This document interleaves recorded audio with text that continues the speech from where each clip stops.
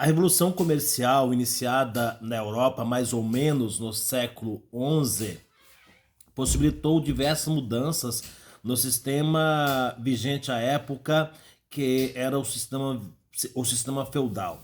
Vale ressaltar que o sistema feudal era um sistema que tinha a sua economia baseada na economia de subsistência, ou seja, no sistema agrícola e na economia de subsistência ou na economia agrícola se consumia aquilo que se produzia, ou seja, aquilo que era produzido era para sustentar os feudos. Então, além do mais, nessa época do sistema feudal, não havia ainda o que é conhecido como monetarismo, ou seja, a troca de mercadorias por dinheiro. Agora, com o surgimento desse novo sistema comercial ou dessa revolução comercial, mais ou menos no início do século XI, isso acabou mudando toda a conjectura europeia,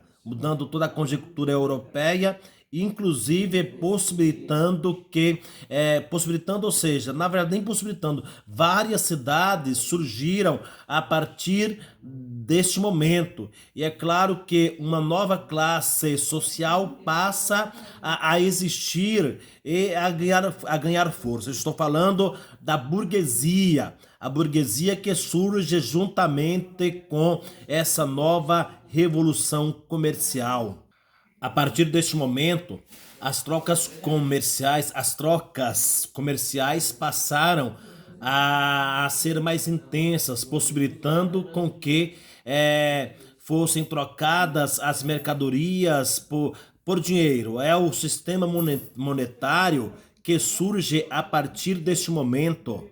Como as trocas passaram a ser intensas, então surge agora este novo modelo de economia. Por exemplo, eu tenho meu produto, eu tenho a minha mercadoria e te entrego a minha mercadoria em troca do seu dinheiro. Você compra a minha mercadoria, eu te dou o produto e você me dá o dinheiro. Ou seja, agora o sistema monetário, a economia monetária passa a ter vigência e predominância. E é claro que a partir daí os feudos começam a perder a sua importância e a atenção agora é voltada para as feiras, para as cidades que surgem a partir de então com esse novo modelo de economia, a economia monetária.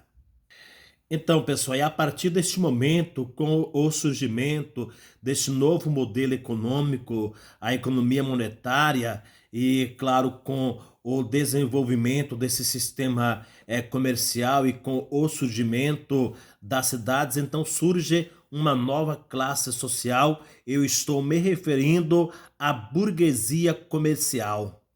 E é essa burguesia comercial que, juntamente com o rei, vai começar a centralizar o poder em suas mãos e centralizar a atenção da economia, a economia agora voltada a esse sistema de troca, como eu disse anteriormente, te dou a minha mercadoria, o meu produto, você me dá o seu dinheiro ou vice-versa. Então, a partir deste momento, até mesmo a conjectura europeia passa a ser totalmente modificada. Por quê? Porque essa burguesia comercial, juntamente com o rei, vai, a partir de então, centralizar o poder político. E é aí que, através dessa centralização do poder político, que surgem então os estados nacionais. Referindo a estados nacionais, eu estou me referindo aos países que hoje nós conhecemos: Portugal, França, Inglaterra, Espanha e assim sucessivamente. É claro que Portugal passa a ser o pioneiro, é o primeiro Estado nacional que centraliza o poder nas mãos do monarca. Portugal é pioneiro em centralizar o poder político nas mãos do rei. Com o poder político centralizado nas mãos do rei português, é claro que isso possibilitou o quê? Possibilitou o que já era interesse de Portugal, a sua expansão política e a sua expansão comercial. Quando eu falo essa expansão comercial, é claro que este era o maior interesse do monarca português. Então, esta expansão comercial, é claro que a partir daí nós podemos observar ao longo da história as grandes mudanças e as grandes transformações que tudo isso acabou possibilitando. Essa expansão das atividades comerciais, com certeza, era de interesse não somente do monarca, mas também de grande interesse da burguesia comercial, essa nova classe social que estava em ascensão. Por quê, pessoal? Porque lá no Mediterrâneo havia o monopólio por parte da Itália.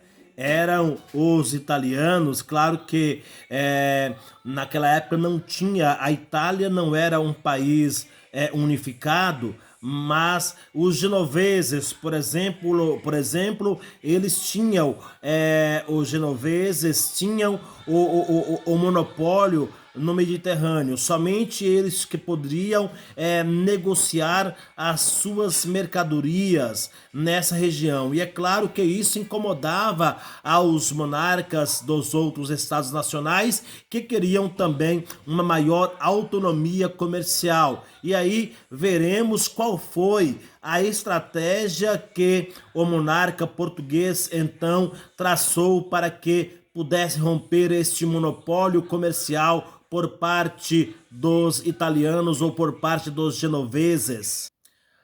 A exemplo de Portugal, os outros estados nacionais precisavam encontrar novos territórios onde eles pudessem negociar as suas mercadorias e também comprar mercadorias. Eles tinham que, de certa forma, romper este monopólio por parte dos italianos. E por conta disso, isso é um dos fatores mais importantes. Eu estou me referindo à expansão marítima, principalmente ou primeiramente à expansão marítima portuguesa ou a expansão marítima dos europeus. Isso, claro, entre os séculos XV e os séculos XVI, principalmente com Portugal. Começamos falando de expansão marítima, vamos falar primeiro da expansão portuguesa, que foi pioneira e se lançou no Oceano Atlântico. Em busca de novas terras, em busca de novos territórios, onde pudesse, claro, transportar mercadorias, onde pudessem também trazer riquezas de outros territórios, de outras terras. Aí dar-se início da expansão portuguesa. Portugal foi pioneiro, né? O país, o Estado Nacional, pioneiro no que diz respeito à história da expansão marítima. Claro que Portugal se lança no Atlântico em busca, com toda certeza, de comércio. Eu estou me referindo ao século XVI, quando Portugal primeiro, quando as navegações portuguesas, as caravelas portuguesas chegam primeiro a Ceuta. Claro que Ceuta foi um importante centro comercial mouro, ou importante centro comercial muçulmano, e Portugal então chega a Ceuta no ano de 1415. Este importante centro comercial, me refiro a Ceuta, ficava localizado no norte africano. Ceuta era um importante centro comercial localizado em Marrocos, na África. Então, se esse centro comercial era importante, esse importante centro comercial na região do Marrocos era importante, então nós estamos nos referindo à também importante rota transsaariana, ou melhor, rotas transsaarianas. É claro que era uma rota importante para o transporte e comércio de ouro e pedras preciosas, de ouro e metais preciosos. Nessa rota, como eu havia dito, na rota transsaariana, havia o quê? Transsaariana havia na verdade, o transporte, o comércio, o transporte de metais preciosos, tal como o ouro, mas também outros produtos orientais. Esses produtos orientais vindos do Sudão e também do Egito, que eram regiões que hoje chamamos países, não é? Regiões que ficavam também no continente asiático. É óbvio, para não haver confusão, hoje o Egito, ele na verdade está na parte africana, entretanto, o Egito também faz parte do Oriente Médio. Como bem sabemos, o Oriente Médio está no continente asiático. E é válido ressaltar que o Sudão atualmente faz parte do continente africano. Mas também a partir dessa, na verdade, vamos dizer, dessa ousadia dos portugueses, é claro que essas expedições portuguesas foram também alcançando novos territórios, principalmente com Bartolomeu Dias, que através da sua empreitada no oceano, ele acabou também encontrando ou conquistando novos territórios e anexando-os à coroa portuguesa. Esses navegadores portugueses foram descobrindo não, foram encontrando novos territórios e, como eu havia dito, foram anexando esses territórios ao Reino de Portugal ou à coroa portuguesa.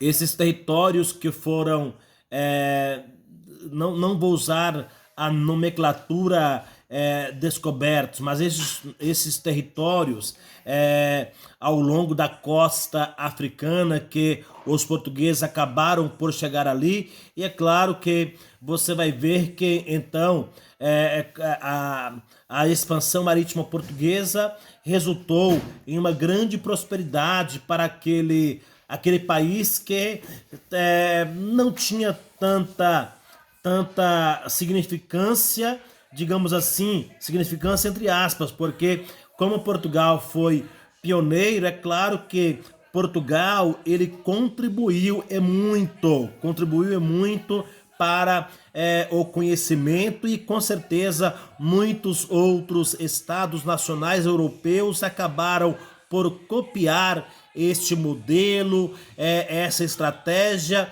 ou as conquistas por parte da coroa portuguesa.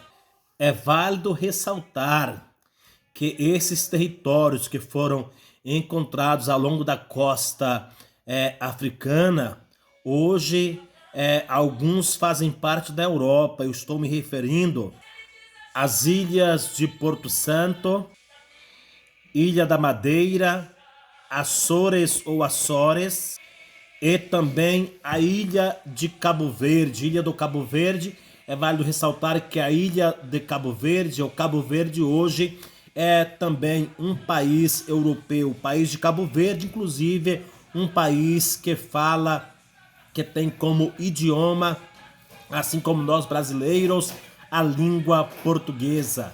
Foi Bartolomeu Dias que, em 1488, conseguiu ultrapassar o extremo sul da África, nesse local que era dominado Cabo das Tormentas. Entretanto, o rei português mudou o seu nome para Cabo da Boa Esperança. 10 anos depois, agora foi a vez de Vasco da Gama. Vasco da Gama seguiu a mesma rota que foi feita primeiramente por Bartolomeu Dias. Agora Vasco da Gama, 10 anos após 10 anos após Bartolomeu Dias, agora Vasco da Gama, em 1498, nessa mesma rota, ele passa o Cabo da Esperança e consegue chegar até as Índias. Portanto, Vasco da Gama, passando pelo Cabo da Esperança, finalmente consegue chegar às Índias. É claro que essas expedições, essas navegações representa prosperidade, representa riquezas para a coroa portuguesa. Agora, no ano de 1500, outra expedição, agora não comandada mais nem por Bartolomeu Dias, nem por Vasco da Gama, mas uma outra expedição portuguesa, agora liderada e comandada por Pedro Álvares Cabral, no ano de 1500. Pedro Álvares Cabral, ele parte em direção às Índias, mas houve, estrategicamente falando ou não, essa é um assunto muitas vezes questionado, ou muitas vezes esse tema ele é questionado, há uma certa objeção quanto a isso, se esse desvio de rota foi de propósito, mas o certo é que Pedro Álvares Cabral partiu em direção à Índia ou em direção às Índias, e com essa mudança de rota, Pedro Álvares Cabral alcança o que seria o litoral brasileiro, o que seria hoje o litoral brasileiro, isso em 22 de abril do ano de 1500.